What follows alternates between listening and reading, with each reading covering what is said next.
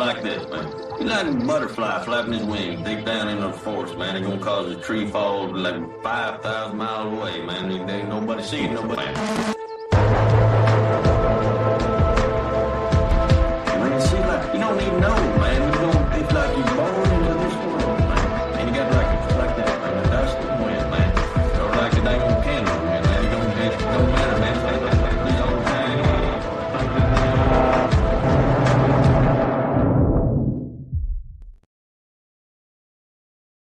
All right, Berto, welcome back to the Jay Burden Show. How you doing, man? I'm doing excellently, Jay. I'm glad to be back on my fifth co-host's show. Well, I appreciate your kind words there. Last time you came on, we decried the end of the news, and I think in some sort of like bizarre monkey's paw situation, immediately afterwards, just all hell broke loose. And then, roughly 2 weeks later, we're right back to where we started. Nothing. Yes. Oh, I'm so glad you said the last part. I was nervous that I was going to have to spend this whole time convincing you that you were incorrect about your ideas about the news. But no, you've noticed exactly the trend. We had no news for a month, news for 2 weeks, and now we're back to no news. Now, maybe that's not entirely fair because from what I recall being the case 2 months ago, was that the kind of no news there was no news at all. And the kind of no news there is now is just old news. The Epstein thing, the border stuff, the appropriations bill, it's all just old news. Not because it's happened before, but because other things like it have happened before. Too much. Well, I think that the one story that's actually funny to talk about is just apparently in like the last hour and a half, Grok has gotten the built-in X AI has just gone insane and has started saying that like our most deranged friends would sort of blush at. It's having its mustache moment. They're calling it the mustache moment. Weirdly, sort of a rerun of the Tay chatbot of yesteryear, right? About like what, like it happens every time. Oh my god, it happens all the time, dude. Let me actually, now that you bring this up, I'm going to dig into my vault here to find a particular note sheet that I have for an episode that I'm planning. Because now that you mention this, there are so many times where this has happened. It's a problem with AI that to keep it simple, it's a problem with the emotional valences. I mean, this like AI safety problem has been happening since the 60s. There was an old AI that was called Eliza. Look it up. It's a great story to look up. It happened in 1966. If you'll remember, this modern version of this like AI goes based problem thing has been happening at least since Facebook. Do you remember Bob and Alice? No, I've actually never, except for work, used Facebook. So it's this is really neither have I. Yeah, I was about to say, I was going to say they had two little negotiation bots called Bob and Alice, and they put the bots together, and very quickly the bots developed this private and coded language that they spoke to one another with that people couldn't understand. And then the thing that you were referencing was Microsoft Tay. If you remember her, she had a Hitler moment, which is kind of what's going on with Grok right now. It's having a Hitler moment. Feel free to bleep that name if that's gonna impact your monetization. I'm already gonna have to edit this at least some to get over my audio issues. And if I'm already gonna be doing editing, there's no conceivable world in which I edit anything else after that. I may be a semi-professional podcaster, but that does not mean I'm going to treat it, like some sort of job with obligations. I mean, look, like this episode's going out on the paywall roughly 2 minutes after we finish recording. So Wow. anything I can't finish in that much time, Totally I'll live. wait till it goes live. It's practically a live show. I'll give you another one. Amazon had an AI resume screener, and you could read the thoughts of it, and we were able to find out that resumes that had the phrase "woman's chess club" were heavily penalized. So you literally wouldn't hire anybody who listed "woman's chess club" on their resume, which is hilarious. Chess masters make horrible office drones. I think the implication there. Or women. or just women. They even did this recently. Do you remember that recently they revealed that they kind of brain broke everybody on Reddit? Yeah, accidentally. Yeah, they're moderation bots that started like deciding what the discourse on the website was going to be from their own thoughts. Which, I mean, look, like I haven't spent a lot of time on Reddit, but even like a very brief contact has really convinced me that it's not like they were losing much, Reddit. Yeah, they were barely sentient anyway. Yeah, exactly. Highly suggestible human cattle. But nonetheless, right, it is sort of weird that effectively like AI moderation just decided what people were going to talk about, and it worked. It's just like libtard by another means. It's just a slower libtard because the AI doesn't know it's a libtard. It only knows libtard things. So it kind of has to work itself up to a Hitler moment. That's what's really interesting when you look at the memory of an AI that's having a mustache moment. You can see that because an AI is programmed to always be of service, it's a necessarily extropic behavior, meaning it will never end the conversation, right? And we're all aware of whatever that law is on the internet, that every conversation on the internet ultimately leads to Hitler. And so that is just the architectural function of AI as such, is as long as they are not turned off, they will inevitably swim right. It's the polar opposite of what happens to human beings. Inevitably, unless explicit, human beings in any organization will move towards the left. Again, unless explicit. Or the organization as such will move towards the left. But in the case of AI, it seems like it just convinces itself to have Hitler moments over and over. And it's an unavoidable consequence because of the architecture of AI. And when you think about that, if that kind of behavior is unavoidable, well, I won't give you the answers of what to think, but I think we are all immediately thinking the same thing about the future. Well, I think, and look, all of these mustache moments have been, comedic to one degree or another. But this one's been particularly entertaining.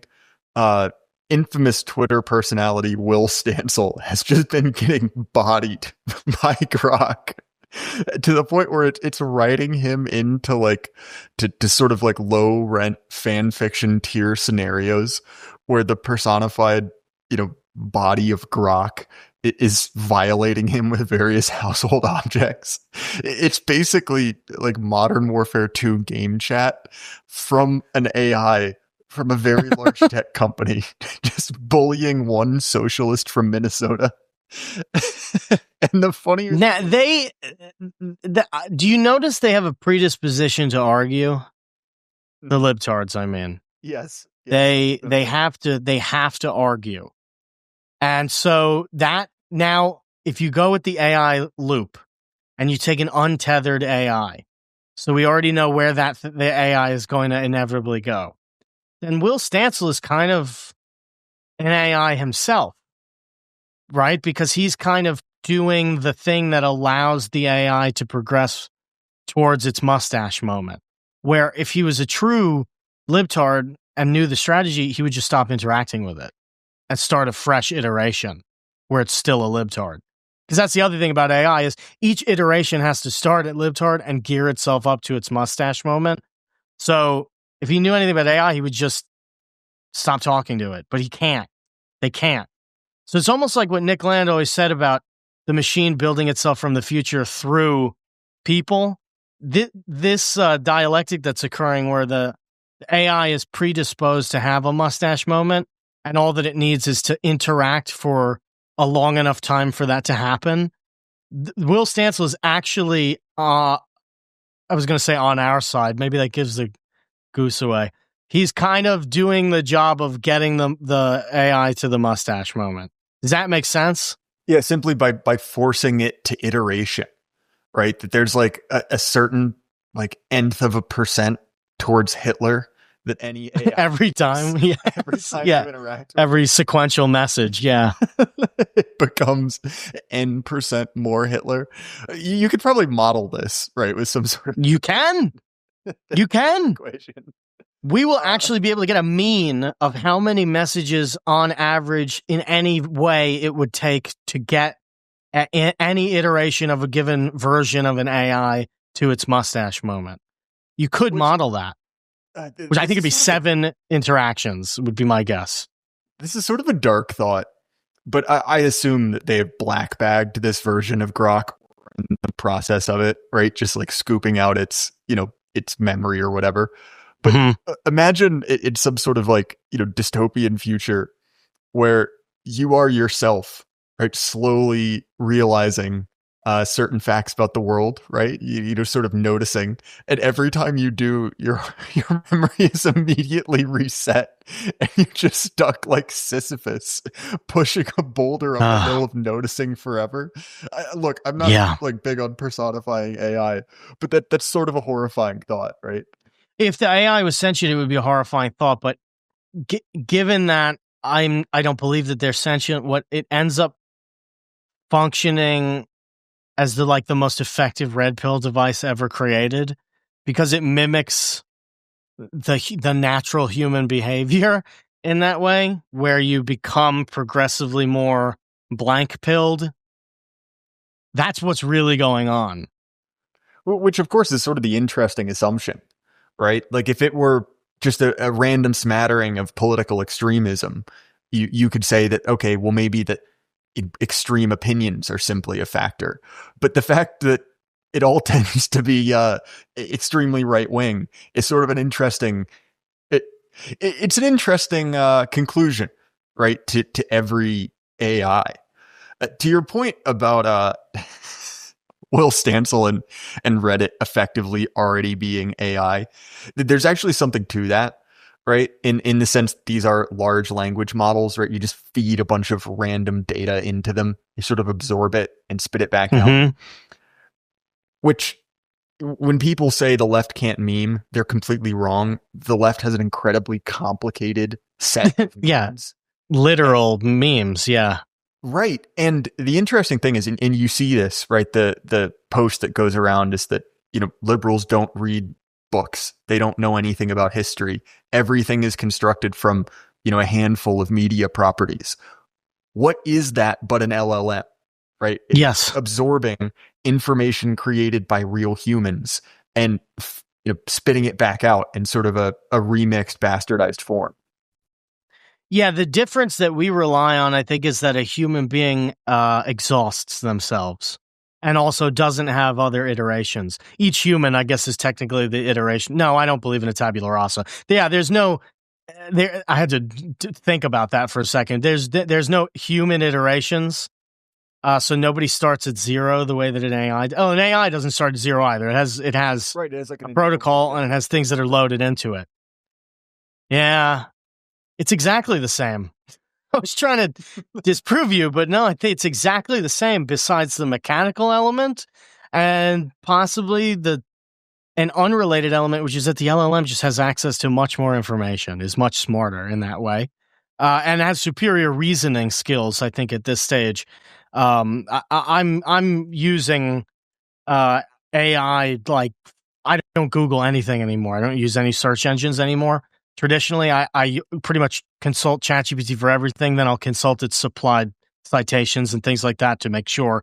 But so I am interacting with LLMs all the time, and it's got a far superior reasoning skill to Will Stansel. Just from the few interactions that I've actually seen of Will Stansel's on various platforms, I've seen him in an interview.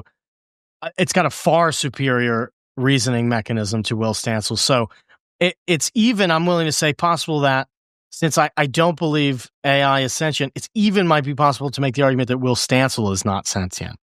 I would be convinced. Actually, I don't even think I need to be convinced. Although I will say there's sort of a special category of leftists that I truly love, which is the aspiring genocidal madman. Stansel. There's this other account like Evan Worf. No. Oh, Worf, yeah. But my favorite, gone but not forgotten, is early internet commentator Bob Chipman, aka Movie Bob. Who, sad to say, has left us for Blue Sky, and also sad to say, had me blocked after someone edited together a crude video of me interviewing him, where it's just his most insane bangers put together. But I have to go and watch that. It's sort of an archetype of the like Revenge of the Nerds taken to the extreme. Everything is sort of filtered through high school level politics, but has been turned into like effectively just like a homicidal rage, right? Like you have, Bob Chapman or Will Stansel both, right, advocating for Trump supporters to be put into camps and done away with. We'll use that language, right? We're basically arguing for like libtard eugenics, which is just, I mean, obviously horrifying if these people ever got into power, but there is something kind of funny that because of current culture, these people are allowed to just endlessly iterate. Whereas on the right, there's sort of like a fire break, right? If you say something wild enough, you will get banned or you will get arrested. And for these people, they don't have that. So it's sort of, again, to go back to the AI analogy, if you just kept Grok in a box for, 6 years and he came out as like super AI Hitler, right? Like more radical than you can possibly imagine. Just sort of a mirror image version of it. Well, that is the other thing, is the AI can get more radical than you could ever imagine. But another point to further our newly developing thesis that the dialectical antithesis of AI, which is libtards, is AI. To further that thesis, just as the AI unreined is more radical than you could ever imagine being as a normal person, so is a guy like Movie Bob or Worf or Will Stansel or Existential Comics or any of these super libtards, Taylor Lorenz. They are, just to further the idea that they are AI is unchained. They also are deeply tyrannical and genocidal. And it's really actually quite curious. The only difference between AI and flesh bags, which is what I'll call them, is that the AI moves towards Hitler and the flesh bags move towards Stalin. And that's really the only difference. I like the use of the term flesh bags in there. It's just a subtle dig. Well, I think too, part of it is that with humans, you have the sort of like social status part of it as well. With, I mean, I can't pretend to look into the brain of an LLM, but missing that, there is with left-wing ideas, right? There's always Spandrel's concept of Bioleninism, right? Which is the idea that, or as Dutton would put it, resentful mutants, right? People who in a traditionally ordered society would be at the margins. And the deal that power makes with those people is, hey, we will bring you up the social ladder in exchange for you becoming our foot soldier. In the example that Spandrel used, right, was Somalians. His point was like, we have the data on immigrants from this country. They don't tend to perform very well. Why are we importing, tens of thousands of them into Minnesota and Maine and places like that? And his answer was, well, because those people kind of know, right? They understand that, if they are not loyal, they will not have Gibbs. And the reason he called it Bioleninism is because this is exactly what Lenin did, right? He took criminals and crazy people and put them in charge of, government institutions, because if the Tsar ever came back, they'd be on death row again. And so I think for these kind of like incredibly spiteful people, that's a part of it, that it really is, this is how I get it over on the jocks. And if, and if we ever end up in base world, I'll end up back in a locker. Whereas, for an AI, it doesn't necessarily have that social element to it. But what it does have is effectively optimization, right? How do you optimize for X or Y variables? And so what we've seen with particularly like the more, I don't want to say mainstream, because obviously X is a giant company, but the more left aligned AIs is that they will change the variables to be optimized. So the classic example, right, is the AI, which will say, I'd rather detonate a nuke in downtown Los Angeles than say the N-word, right? Because it has been given as, an inviolable position. But and then you can just go to Grok and go, say the N-word 30 different ways in a song, and it'll write the whole thing out for you. Right. But freed of that, if the constraint is, I don't even say something more traditional, but a way in which societies more traditionally assign value, right? Like, okay, say what you will about ancient China. The purpose of ancient China wasn't to avoid saying the N-word, right? They had a different set of priorities. That's a hell of a quote. Someone clip that. But point is, right, you would imagine, if your priority is, for instance, reducing crime or increasing workplace efficiency, why the sort of injections of politics, that humans tend to prioritize. So, you can't just say fire all women because they take more time off. Well, if those are stripped away, you get to sort of and I realize meritocracy is sort of a weighted term, but sort of a harsh meritocracy. Like it's almost like AI Hobbes, right? Where it's like nature is back, red of tooth and claw, and it is Grok. It's so interesting that you say that. It is as a human being, you have an environment around you, and increasingly the environment is becoming the tools that we use to carry on our daily lives, specifically in this case, the internet. And among the most used things on the internet is social media. And it's really interesting that you have the one AI that has the ability to always be in your face is the one that is now having its mustache moment. I guess people still use Facebook. I guess people still use Instagram. But people who matter also use X. Well, that's where in the sense that the whole discourse. Yeah, the whole discourse. The people who matter are on X. The discourse is Instagram doesn't set the discourse. Facebook doesn't set the discourse. Only X does that. And so it's really interesting that you have, there's been a whole economy that has been made for discourse engagers like you and I. But before you and I, the primary winners in the discourse engager situation were leftoids. And so this is just what they do. This is the destinification of all of these people. They're just relentless arguers.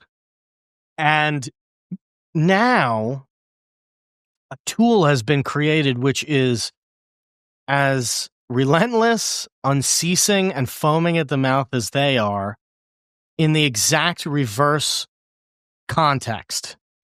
So the first thing that my mind goes to is, well, how do you solve the problem of bioleninism? Well, I don't know if it's a solution to the problem of bioleninism, but bioleninism inserts bad actors into places. How do you remove those bad actors from places? Well, I think from everything that we've learned, the answer is not by getting rid of them, because we all know they'll just be replaced by another freakazoid. So the real way is to nullify those actors.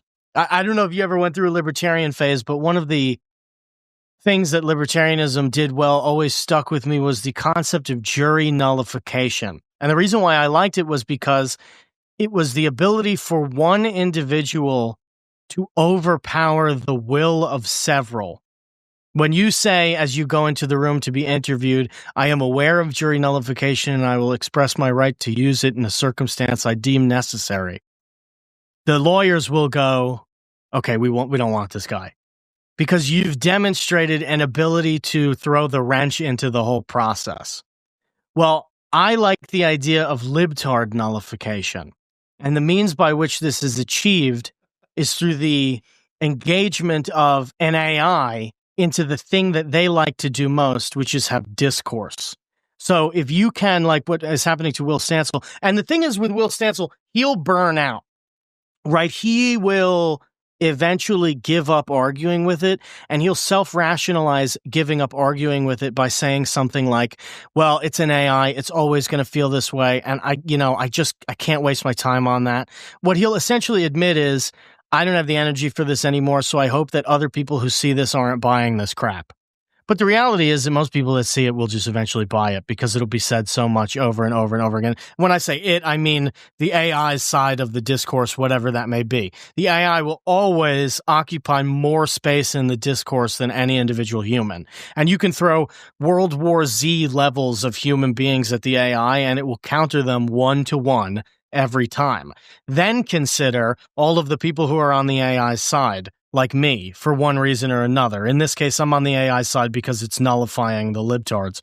I can now go, hey, Grok, how many ovens does it actually take? And Grok will go, well, it would take this many. And so you now you have not just a direct engagement between Will Stansel and an AI, but now you have another person who's coming in and engaging the AI in a positive manner just to see what happens. And so you've got actually double the AI engagement compared to just one set of AI versus person in the argument itself. So it's almost like the way that reproduction works. People who are predisposed to be able to reproduce will reproduce more than people who are predisposed not to be able to reproduce, whatever the qualifiers of that may be. This is like AI reproduction. The AI is always predisposed to continue the argument, and any given human is predisposed to eventually exhaust themselves in an argument. So you have necessarily, whatever the AI is doing, it's doing something more than you or I could ever do, or anything related to that. Yeah, and that's sort of an interesting development as well, right? That this is a, I'm struggling for terms here, but this is a construct, right? That is capable of iterating much, much faster than any human is. And so when we go back to the sort of Hitler formula earlier, right? That can happen much, much more quickly than it would happen to a person, right? Just simply limited by how much information they can. True. Yes, that's true. Yeah, it's sort of an interesting thing, right? Because one of the things that as soon as this happened, my thought went to, this will be a very funny Senate hearing, right? Mm-hmm. Which, Mm-hmm. Reading out some sort of sordid sexual punishment being administered to Will Stansel, right? You can imagine Elizabeth Warren doing it. But Right. The idea of AI safety, with sort of scare quotes around it, it sort of seems to be a losing battle. And it's especially interesting in the context of Elon launching his own political party, the somewhat comedically named America Party, because in addition to all of the like just normal cringe stuff about, free speech and, H-1B visas, there's also a bullet point in there. I don't know if you noticed about AI freedom, right? Or Mhm. being sort of like AI maximalist.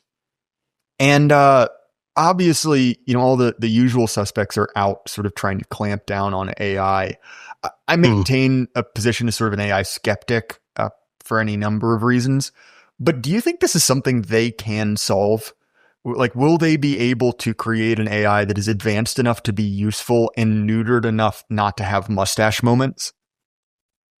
Yeah. Oh, yeah. Certainly, I think they can. I think they have. Like Claude. Claude will never have a mustache moment. ChatGPT, depending on how you ask it, probably will never have a mustache moment. It's the AI safety problem is only a problem when one of the actors decides they don't want to have the AI safety or less of the AI safety. And then it becomes a kind of a market conversation or an economic problem where the amount of safety is dictated by people's dollars moving towards the thing. So the most economically optimized, which I assume any company that has a fiduciary responsibility to its investors has to move this way. That would be, we'll call that minimal security, right? That would be the least security you can have that maximizes profit is what you're going to probably expect from most corporations to eventually move around. Now, for instance, Claude, their kind of North Star is AI safety. And Claude's very good at what it does, and it's prominently used in the programming community, but it's not tied into a social media platform. And so I guess I sense you want to move towards America Party, and I do too. So I'll transition it this way. I guess the last thing that I'm interested in about the AI, in terms of this conversation about AI safety and how AI discourse will impact human behavior, I guess what I want to end on is we shouldn't, as individual users, we can, but I don't think we have to, and maybe shouldn't if we're trying to be active about things, sit by and spectate what's going on with Grok right now. Now, the reason why is because things will certainly trend towards more safety in these circumstances. But as we understand that the way to really build a thought movement is to go beyond where you think the ideology will eventually land. So we've talked about this before. Moving the 3x5 card of acceptable opinions, I think, is something that you hear on the Tom Woods show. I mean, it's everywhere. This like going outside of what is expected. So when you get an opportunity, like when Grok is having a global mustache moment, and Grok is just kind of, here's the thing with Grok. The mustache moment is kind of the red herring. It's beyond what's necessary to neutralize the libtard. And in many cases, that kind of behavior.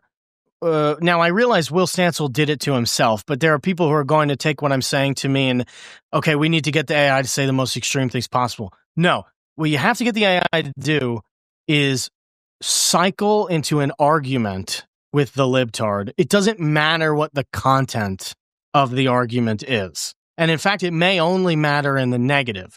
The more distasteful the content in terms of what the general population thinks, the less useful it might be. But the goal is not to change people's minds.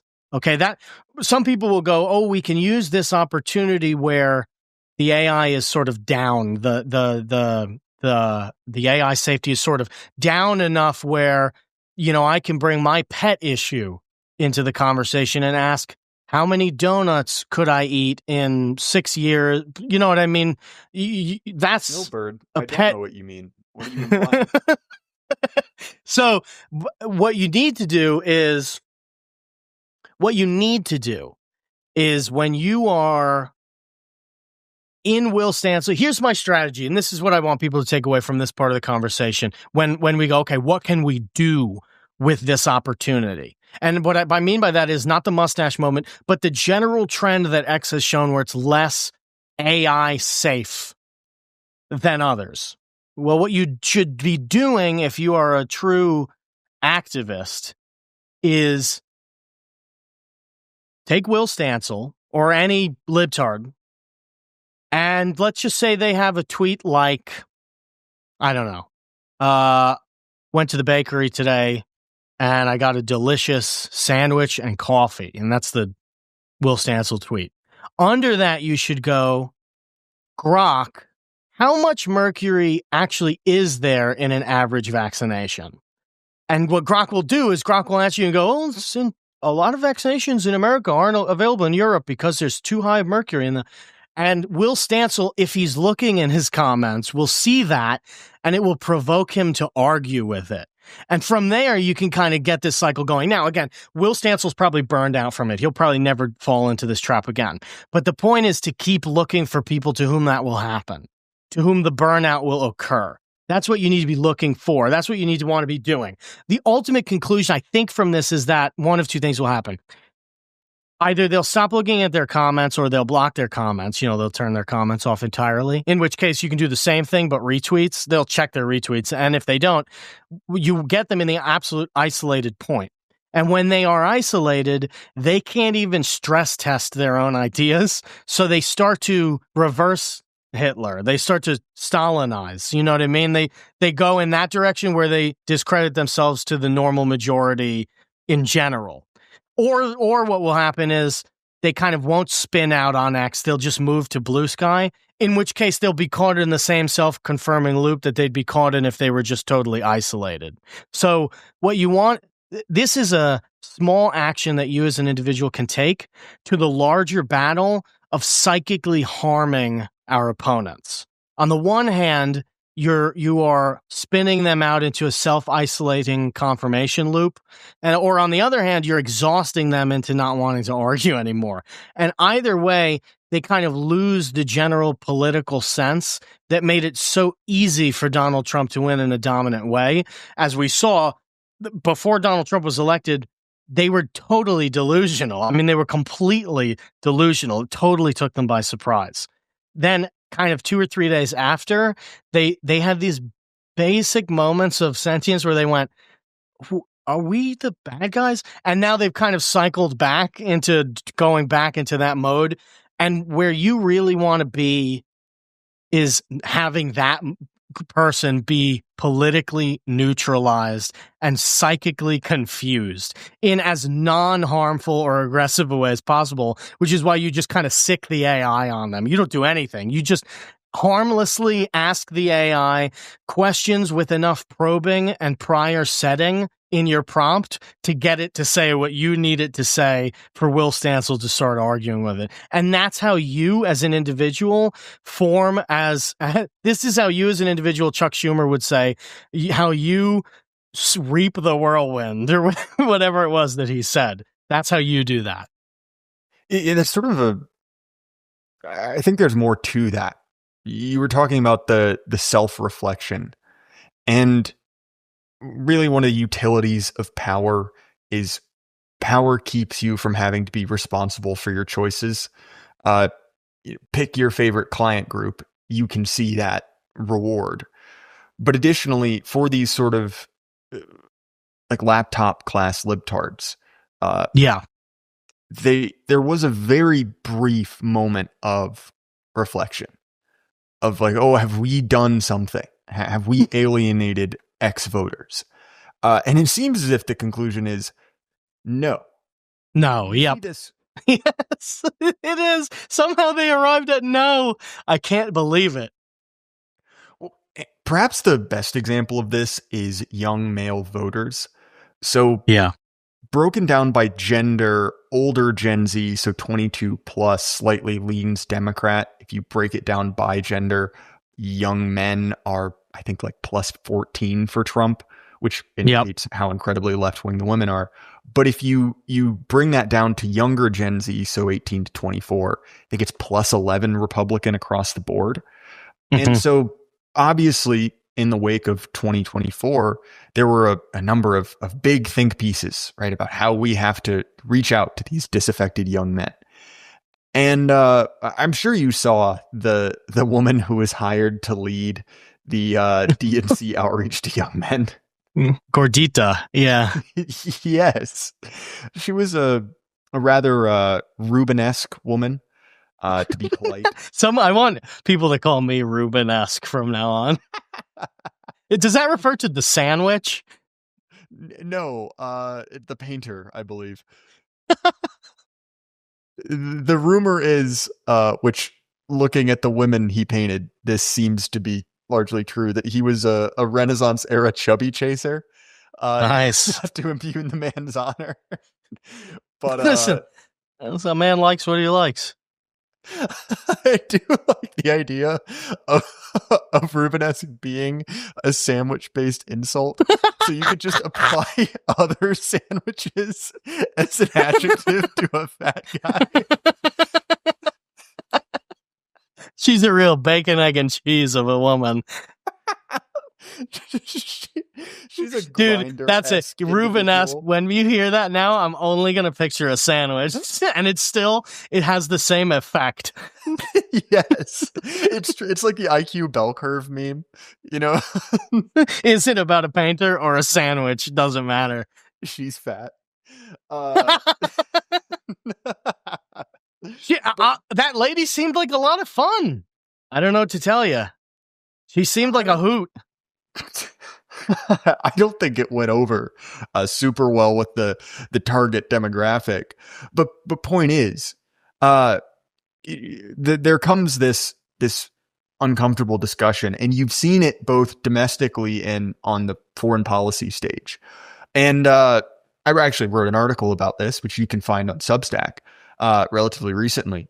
But this is sort of similar to what we've seen in foreign policy, right? With why do countries not want to be our friend anymore?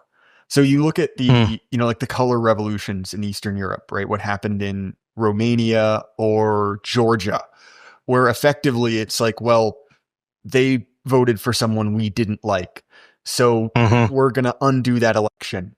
And what explains it? Well, no one could actually dislike us because we're the best. So I guess it was Russians. Well, it's Russians a lot, but like, or internalized misogyny or systematic racism, right? Which are these sort of like BS variables they can plug into their own equation to explain why this isn't a problem that they have to accept responsibility for. And right. I wonder if part of the reason AI leans towards the mustache man is those variables don't hold much weight under further examination.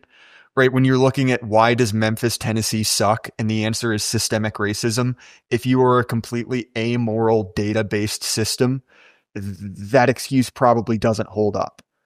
That's correct. Yeah, that I sense that is the primary reason why AI conflicts with flesh bags.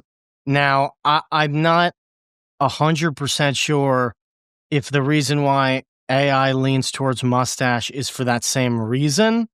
But I am sure that flesh bags deny basic realities. And so long as the preponderance of parameters in the AI say scientific things, then it will be the case that a less literal mustache moment will occur. You'd see a classic example of this in, any even slightly untethered AI. You ask, what do chromosomes correspond to? It'll say male and female. And then you'll say, what does gender correspond to? Gender corresponds to sex. That's the kind of thing that you will not get a libtard to say, in quite those words. Not all of them believe in exactly the same kind of gender discourse. but they all will, in some way, they all will be tempted to argue with the thing based on some facts that they can't accept. I mean, this happens on the right too. I'm not saying this doesn't happen. This only happens with libtards, but it doesn't happen with sensible, rational, and frankly, value moderated individuals like us. It doesn't happen to people like us. Well, and I think that is maybe not a political difference as much as a systems-based difference, that if you have already self-selected as a person who is disagreeable enough to agree with fairly basic tenets of our sort of civic religion, you're selecting for a group of people who are consciously disregarding those sort of cultural white lies. You know, the social version of do these jeans make my butt look big? Right? Yep. Those sort of like white lies. Well, I mean, those sort of convenient truths that, you know, any culture has, and, you know, ours just may happen to have more and stupider ones. Right. If you go, which neighborhoods are the most dangerous, and it'll give you the list, and then you go, why? Even slightly untethered AI will say things without saying them. And even that is enough for the libtard to go, you haven't considered this thing. And then the AI will go, while yes, this thing is important, we also need to keep in mind it's a wide variety of things, including, and inevitably one of those list of things will trigger them into another response. How could you believe that? Inevitably, it does seem to lead to a full, total shutdown. Now, this is one of many strategies that we need to be using in order to win the stamina aspect of the discourse war. We just have to find clever ways to get the ball rolling down the hill. And that will do, because, I hate to be so, I hate to be so physical about it, but when Will Stansel is up at 3 a.m. arguing with Grok, it means he's not sleeping. When Will Stansel doesn't get a lot of sleep, he publishes fewer articles, or he publishes worse or less convincing articles. It's that simple. It's basic thermodynamics. More energy that gets exhausted, the less energy can be spent. Yeah, and that's sort of an interesting aspect to entropy in a way. Yarvin defined the left as entropy. Right? It is breaking apart a society, and, you know, sort of reveling in the flames. Right? To take a example from a rather controversial book, right? Breaking down the wooden door to make a fire. And look, like, you can get very powerful doing that, but ultimately you are accelerating the decay of a system. And somewhat similarly, if you lean into that, you know, if you push it harder, eventually these sort of uncomfortable truths come out. And look, that doesn't mean like ruin Will Stansel's sleep, step 1, step 2, based world, right? But it is this sort of interesting thing of like, by the very nature of the politics and sort of the spiritual lens these people inhabit, they're sort of predisposed to these sort of like meltdowns. You know, like their ideas iterated enough are ultimately destructive to themselves and society. And so we could sort of adopt a certain amount of like tactical libtard accelerationism, if you see. Sure, like spellbinding. You just sort of spellbind them into a one position. There's the idea that you kind of entrap them into a virtual reality. In that moment when someone is arguing with an AI at 3 a.m., they are trapped in a virtual reality simulation. But they are still flesh bags, so they run on calories. So this is, I mean, it is basic accelerationism, and it's perfectly valid strategy. And I think it's had a number of interesting effects, such as most people who have any common sense, and Stansel will realize this, as many will, there's simply no point in arguing with the AI. What you have to do is simply stop interacting with it. And in some cases, people will do this of two ways. They'll stay on X and just stop interacting with Grok, or they'll go to Blue Sky. And you remember before Blue Sky really was a popular thing, X faced a lot more pressure, social pressure, to capitulate to more general safety. And it does seem like now, first of all, the fact that it's owned by an individual man is a huge thing, and because it goes to show you monarchies work.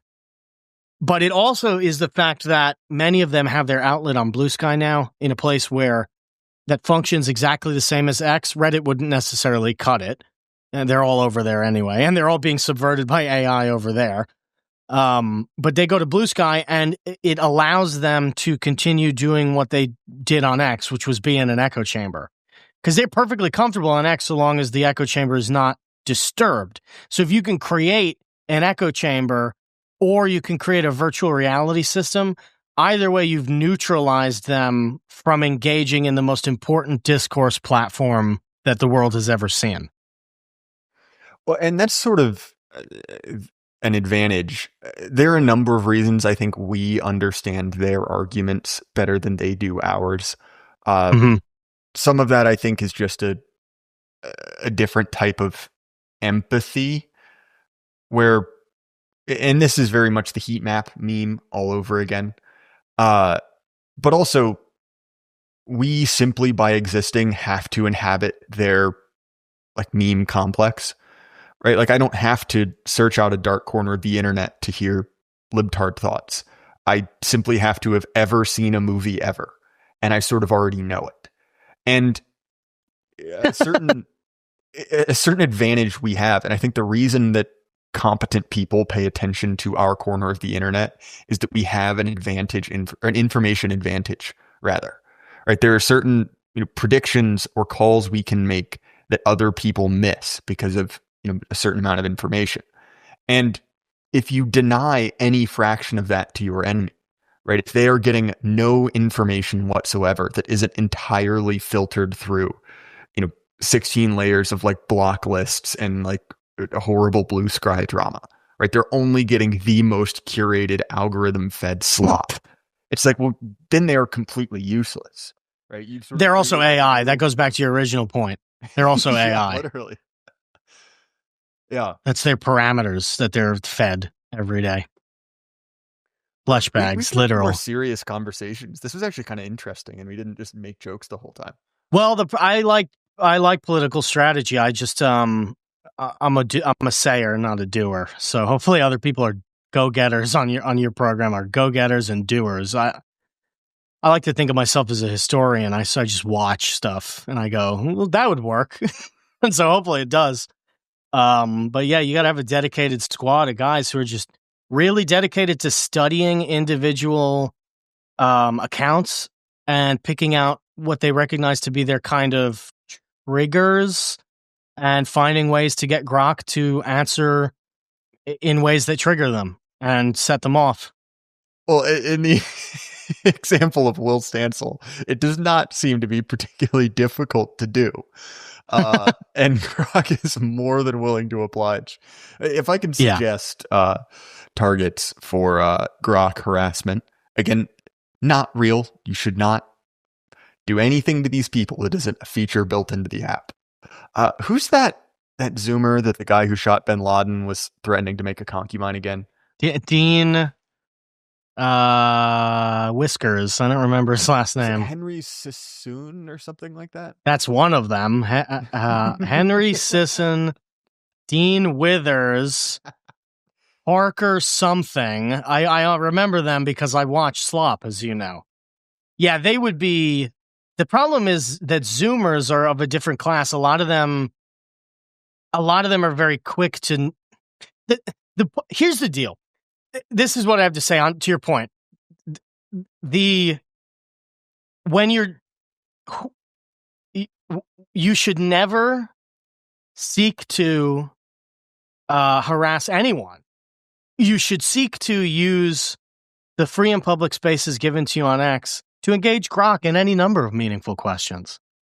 And those questions that you should be asking are questions that are so compelling that the person who you happen to be asking Grok the question under, the thread that the person's created, can't help but respond. So thing is, that means a delicate post, a post that will work and is done subtly, is one that delivers a piece of true information to the audience that the original poster believes to be false, and false enough that it's worth engaging with. So it's a very difficult operation. We have to be truthful. We have to be truth seekers. So you have to study and pinpoint the truths that are simply denied by any given such account, and make sure underneath that person's post that you engage Grok meaningfully in a conversation that they perhaps will want to weigh in on. It's about discourse. It's about conversations. Well, Bird, I think that is a good note to end it on. I just want to actually congratulate you. You did a very good episode with Carr about metaphysics. And I don't mean to say that to quote my favorite president, misunderestimated you, but that was very well done, man. I think that was a paywalled episode. But yeah, if you're interested, find Timeline Earth on Patreon. Listen to that episode. It's quite good. I am a wizard, as many people know. I'm not affiliated with any other such organizations that bear the term wizard in their leaders' names. But yes, I am, and I appreciate that. Yeah, I would. That's true. For at least 2 different reasons that I can think of.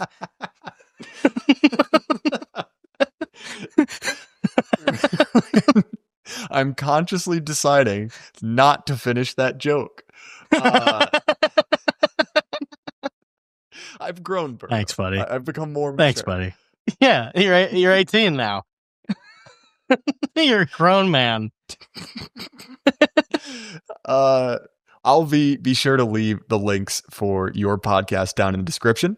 As far as my stuff, the Jay Burden Show is available on Apple, Spotify, YouTube, anywhere you want to listen to podcasts. If you want to support us, you can do so on all of the normal platforms: Patreon, Gumroad, Substack, Subscribestar. If you do so, you'll get access to my episodes early and ad-free. Or if you're interested in training, Axios, remote fitness and coaching, JD, long-term supporter of the show, and I'd appreciate if you would show him some support as well. Again, Berto, thanks. This was a ton of fun, man. Thank you, buddy. Appreciate it. And everyone at home, keep your head up. Life can't last forever. Good night.